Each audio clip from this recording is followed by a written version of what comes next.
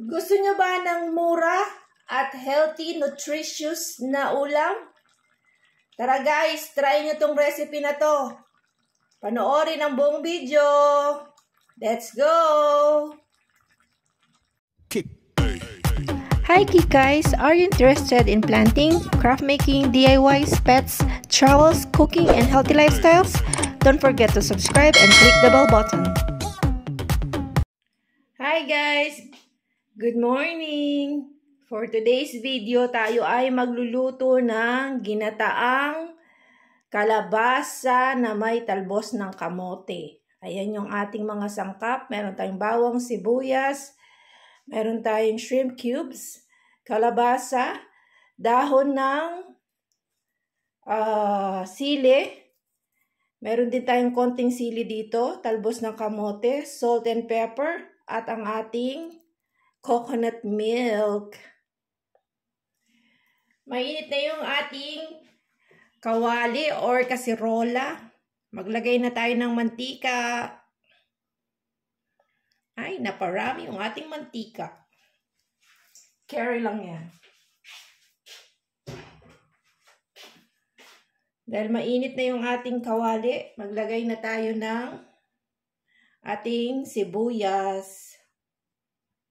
Unahin natin yung ating sibuyas.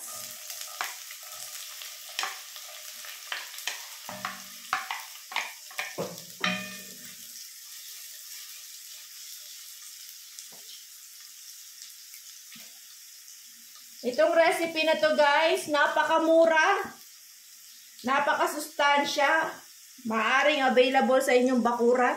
Kaya, try nyo na to guys. Masarap at masustansya. Mura pa. San ka pa? Diba? Ayan. Halo lang natin. Hintayin lang natin mag-translucent yung ating sibuyas or maluto yung ating sibuyas. Sunod, lagay na natin yung ating bawang. Dahil okay na yung ating sibuyas. Kahit bata, kaya nitong ilutuin guys. Tulungan nyo lang sila maghiwa. Sunod na natin yung ating mga kalabasa. Ayan. Para mabilis lumambot. Make sure malinis ang kamay.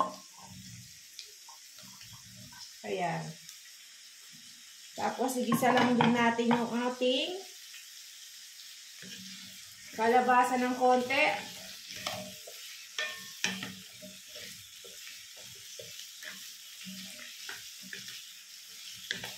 Full veggies tayo ngayon guys ha. Pero kung gusto nyo ternuhan ng pritong isda, mas masarap, mas maganda, di ba? Healthy pa rin. Simmer lang ang ating kalabasa ng mga 3 to 5 minutes at takpan. Tanggalin muna natin ang takip at ilagay na natin ang ating gata.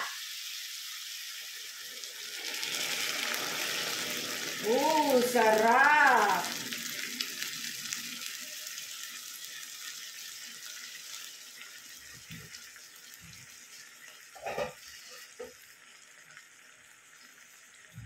Sarap, di ba guys? Lagay na natin yung ating shrimp cubes. Yan. Konting salt and pepper. Salt muna. Konti lang. Then, pepper. Or paminta. Ayan. Mahilig ako sa maraming paminta kaya yan. Gusto ko ganyan siya. Haluin ng konti lang. Ayan. Then, ilagay na rin natin yung ating konting sili para meron lang siyang konting kick. Meron din akong hinalong isang stock ng dyan, string beans. Isimmer natin ulit at takpan. ng 2 minutes.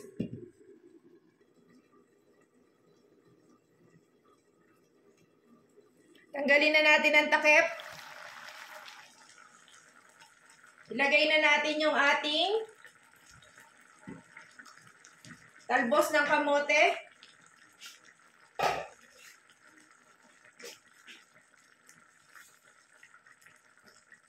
Ayan. Medyo generous yung ating talbos ng kamote. Masyadong marami. Pero okay lang yan kasi kukunti lang din yan mamaya. So, lutuin lang natin ang ating talbos ng kamote. Ayan. Sa dinami-dami ng ating talbos, lumiit na sila't kumonte. So, bago pa makalimutan, lagay na natin yung ating dahon ng sili.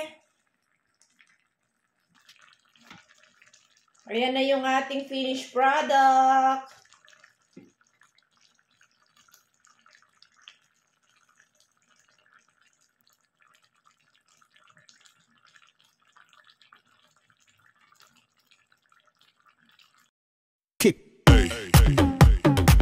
Thanks for watching. God bless everyone.